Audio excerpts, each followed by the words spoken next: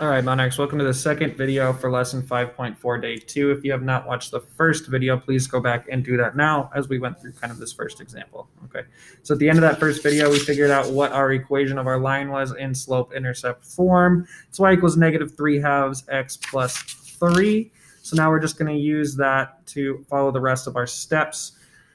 So as always, I'm going to first box my y-intercept. Okay, so it says plot B. My B equals 3. Okay, and then again, I'm going to put in a box my m. So it wants me to put what my m is. My m is a negative 3 over 2, which means I go 3 spaces down and 2 to the right. Okay, so first I plot my first point. So my first point is going to be 3 on the y-axis. That's because my b is 3.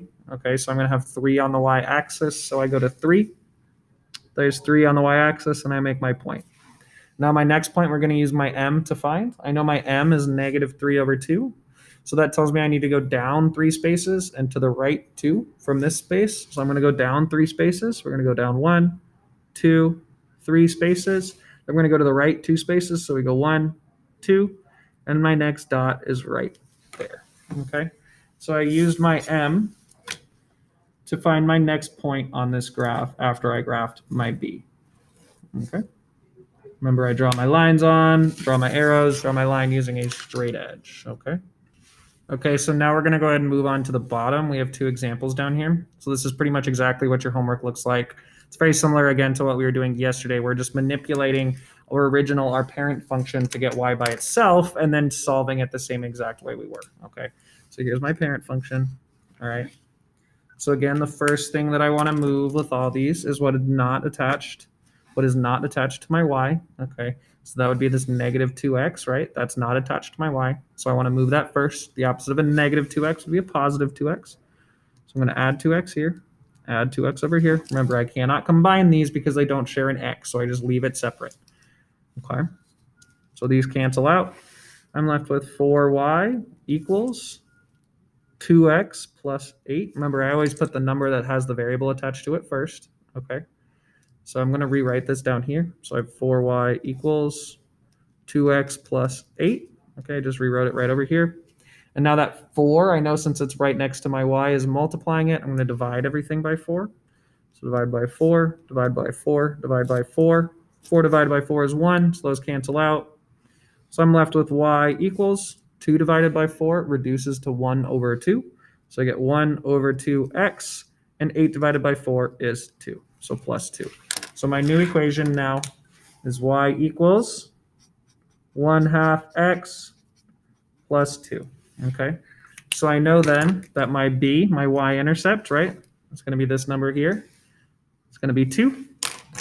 When my m is always what's attached to my x, which is my slope, which is 1 over 2. So this tells me I go 1 up, 2 to the right. Okay. So then if I was going to graph this, what I would do is I would first plot my y-intercept. So I go to my y-intercept, which is 2. So I make a point at 2. Okay. Then from that point, I do what my slope tells me to do. My slope tells me to go up 1 and to the right 2. So I go up 1 and to the right 2. Okay, after I make my second point, I have enough where I can graph my line. So I simply draw my line through my points and I add my arrows on. Okay.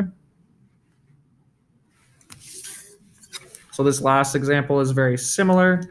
So I'm going to start by separating my equation. I know I need to subtract that 4x because it's a positive 4x. The opposite would be a negative. So I'm going to subtract 4x on both sides. Okay, so 4x minus 4x is 0. So these cancel out. So I get negative 8y equals, remember I always put the number with my variable first. So I get negative 4x plus 12. Okay, we're just going to rewrite it over here. So I have negative 8y equals negative 4x plus 12. Okay. Now that negative 8 is multiplying my y, so I know I need to do the opposite, which would be division. So I'm going to divide both sides by negative 8. Okay. So negative 8 divided by negative 8 is 1, so that cancels out. I get y equals negative 4 divided by negative 8. So negative divided by negative, so I get a positive. I get positive 1 over 2 x, and then plus a negative because it's a positive divided by a negative. So our y-intercept is going to be negative, and 12 divided by 8 would be 1.5. So negative 1.5. Okay. So now my new equation, my right equation, my equation in slope-intercept form reads y equals 1/2 x minus 1.5. So that means my y-intercept is negative 1.5. And my slope is going to be 1/2, a positive 1/2. So I'm going to go 1 up, 2 to the right. So I'll just graph this really quick for the sake of time. So since this is negative 1.5, it would be between negative 1 and negative 2, because that's where negative 1.5 is, between negative 1 and negative 2. So that's my first point. Now it tells me I need to go up 1 and 2 to the right. So I go up 1, then I go 2 spaces to the right. Okay, so my point goes right there. And now I draw my line. Okay. So thank you guys for watching.